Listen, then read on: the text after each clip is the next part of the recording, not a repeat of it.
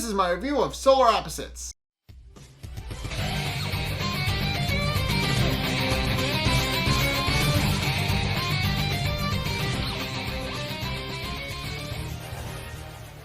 Okay, so this episode showcases the Solar Opposites going to jail, which was in all of the... Basically, it was in all the trailers, and in this episode, it gives a reason as to why that was in the trailers to begin with. And it's kind of dark, kind of, sort of, but I'll get to that in a minute. And also, we get more drama about what's going on the wall, and I knew that it was a little too short. And as it turns out, I was right. Because this episode does continue the saga of the wall, and what actually happens after they caught the main serial killer. So I'm going to discuss the A-plot first. So the A-plot starts off with the Solar Opposites going to the Apple store to buy some stuff. They're going to buy some new devices, and they're also going to buy a titular Apple Pencil Pro, or at least Corvo remarks about how much the Apple Pencil Pro has been improved.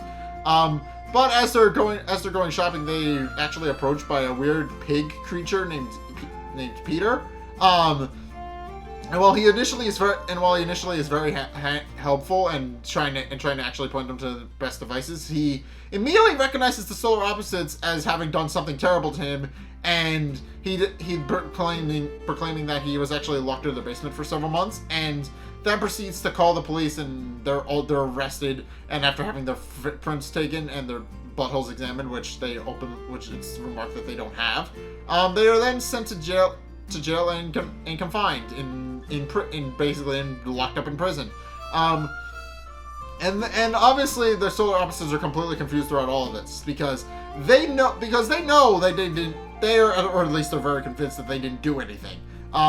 And after spending a day in prison and trying to figure out what exactly happens that caused them to get arrested, they eventually meet with their lawyer, who basically just tells Peter's side of the story, that apparently Corvo got jealous of all the times people have won a rib cook-off, so he decided to make Peter to basically be an endless supply of ribs. It basically grows ribs in his own stomach, perfectly cooked, and then he just plucks them out and uses them for his cook-offs.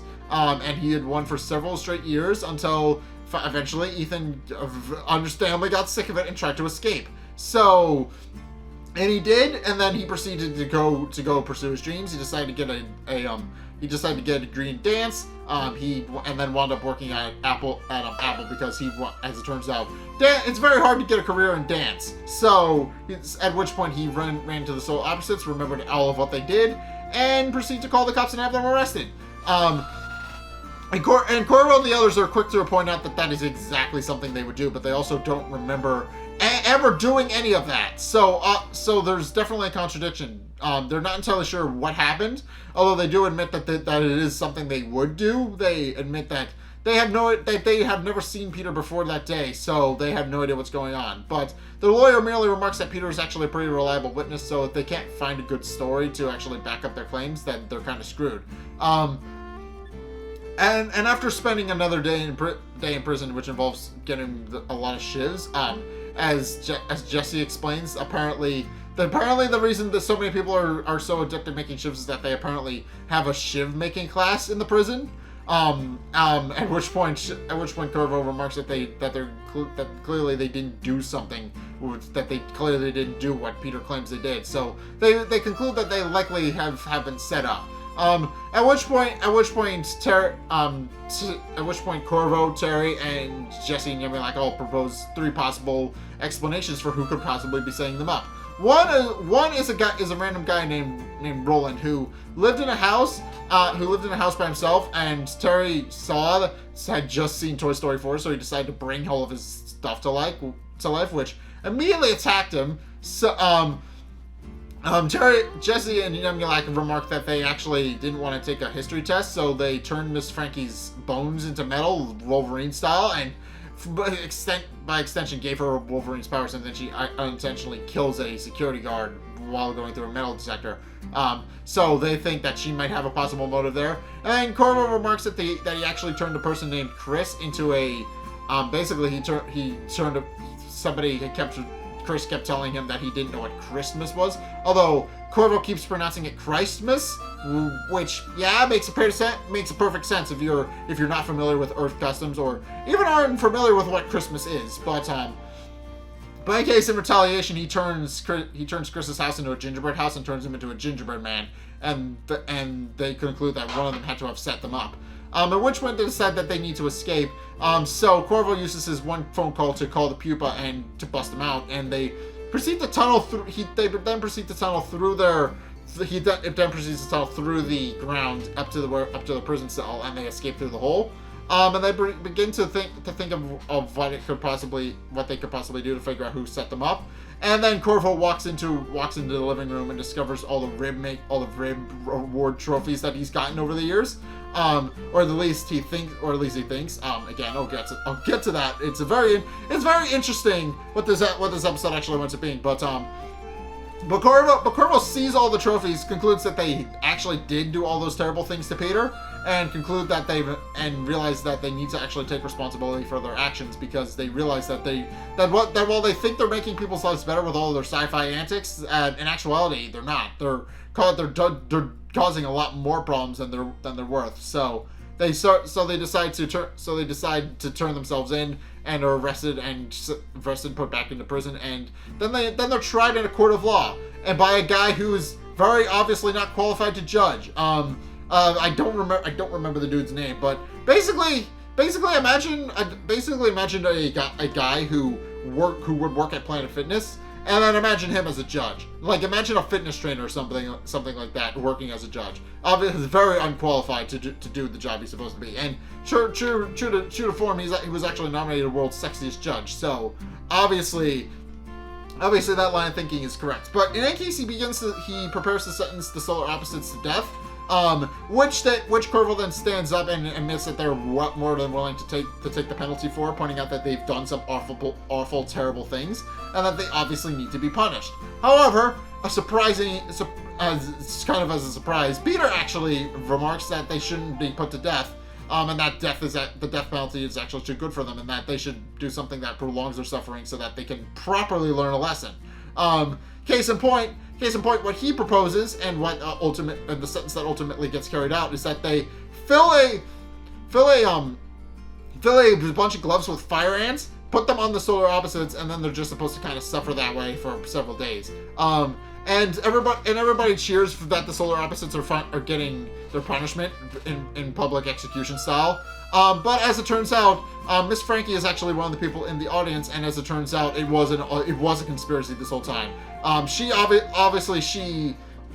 not obvious, but what happened was she basically tried to out-sci-fi the sci-fi aliens. And it worked. So what she did was she stole a bunch of gadgets from the Scorpion's house, or made some themselves.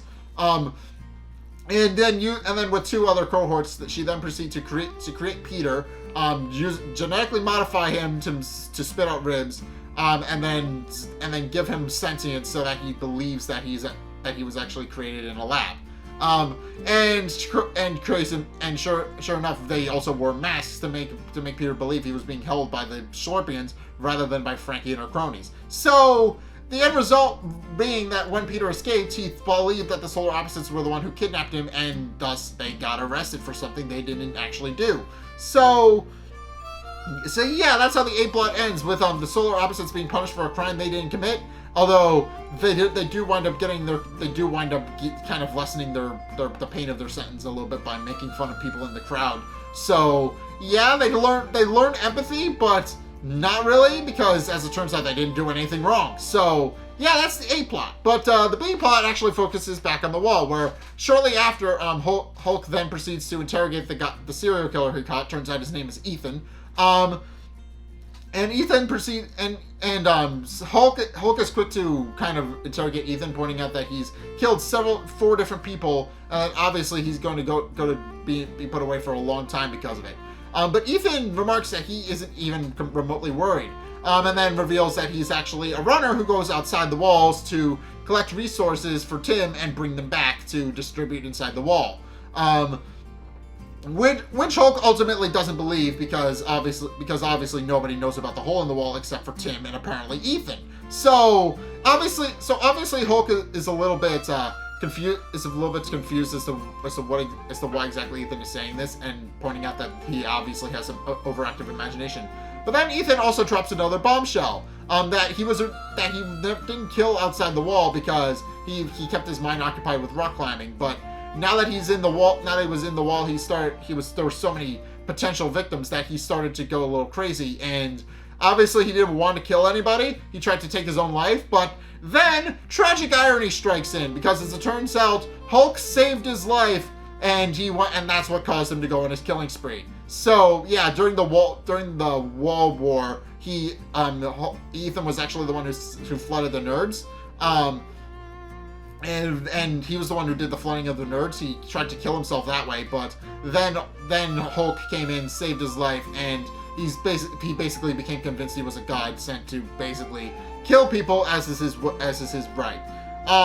And also remarks that now the Waldermen are going to come in and take him away and probably kill Hulk and blame it on a cricket. Which Hulk is a little bit confused about, pointing out that Ethan shouldn't know about the cricket, but Ethan is quick to point out that it's always a cricket, and that they're not a very original bunch. But in case he does exactly, they do it. That is basically more or less what happens. The Waldermen come in. Enrique tries to reason with Hulk to try and figure out what exactly he's doing and what's going on. And Hulk, long story short, captures Ethan and holds him at knife point, which is a ring pop that he whittled into a knife. But or at least somebody did. We don't know what actually happened, but the point is, he's carrying a knife that was made out of a ring pop, and then he proceeds to escort Ethan out of the room, proclaiming that he actually is indeed the murderer, and that Tim needs to know what's going on. So he drags Ethan. Without anybody seeing him, he drags Ethan all the way up to Tim's office, and explains what happened. Explaining how Ethan had been killing people, and how apparently he claims he's a runner to go outside the wall and retrieve supplies. But to Hulk's surprise, Tim doesn't really deny half of that. As it turns out, Ethan is indeed a runner within the walls, and then proceeds to show them the hole and explain how Ethan had been using a system that was already in place when the Duke was in power to try and send people out of the wall and retrieve supplies. But what he didn't know is that Ethan was killing people. And obviously he's very upset by that, because otherwise the wall is a utopia. Otherwise, with the exception of the serial killer running loose and killing people, the wall more or less has been a utopia under Tim. Yeah, he's lied and kept to keep his power, but he's basically made the place into a utopia, and is trying to keep everything fair for everybody. And also Tim is visibly confused by the fact that it wasn't a cricket, which Hulk then explains is what the Waldermen were trying to tell him. At which point he then proceeds to chew out Enrique for lying to him and trying to cover up the fact that there was a murderer in their midst. Which Enrique tries to explain is because he wanted to because they wanted to make sure that Tim didn't have to worry about the murderer, and just kind of keep focused on leading. And Tim is visibly annoyed by this, but proclaims that there's nothing else they can do, and tells them to take them into a bong that he's modified, and tells them to go lock Ethan in the cell. But then he puts the cork into the actual bong itself, and reveals that he's actually going to be putting all three of them to death, Ethan more specifically, because he murdered a whole bunch of people, but also Enrique and the other guy, because they basically let it happen. More or less, they let Ethan run loose and didn't even try to go and find him. They just kind of strung Hulk off on a wild goose chase, and just tried to make him think it was a cricket, when in actuality there was an actual serial killer. So for that, he decides to put all three of them to death, and the way he does this is by flooding the bong with what I can only describe as chocolate shell. You know, chocolate shell that you use on ice cream cones? Yeah, Tim uses that to murder them, and it's as terrifying as it sounds. So yeah, he puts them to death using chocolate shell mix, and then proceeds to take Hulk on a tour through the wall, and so that he can explain what exactly is going on. And as they're going through, he actually approves all of the different things going on for Sherry Day. Namely that there's masks, there's a giant float, there's a whole bunch of other decorations, and basically it's this huge production, and Tim is overseeing all of it. But eventually they go back to the start to the main drop-off area where everybody comes into the wall.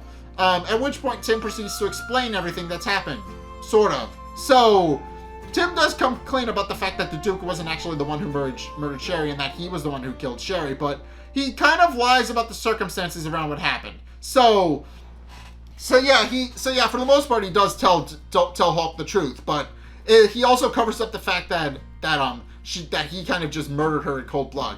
How he explains it is that Sherry came into the Duke's office. The Duke escaped. Sherry saw the hole in the wall, and then, as Tim put it, she went mad and tried to force everybody out into the wilderness, which he couldn't abide by, so he killed her. So, yeah, obviously that's not true. We know Sherry was the one. We know Sherry just kind of wanted to go back to their previous lives, and that and that the reason she wanted to send everybody out of the wall is so that they could grow big and go back to their normal lives. But Tim was a nobody in the as they put it, the before four. So he's he doesn't really want to go back to being a nobody. So he decided to kill her and take over as basically as the dictator of the wall.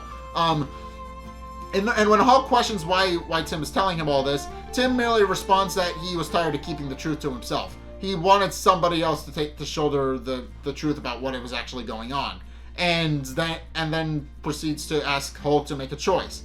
Either he confesses about what happens, or he confesses that or he tries to help Tim cover it up, and so that the wall can go back to being peaceful. And obviously it doesn't matter. It doesn't matter whether or not Halk actually trusts Tim, because ultimately it's Halk who's going to make the decision to make that announcement. And sure enough, that's exactly what happens. Tim announces that Sherry Day is upon them, that everything has been prepared and everything is good to go forward, but that before everything is going on, that Halk actually has an announcement to make, and Halk decides to blame it on a cricket. So yeah, Halk realizes that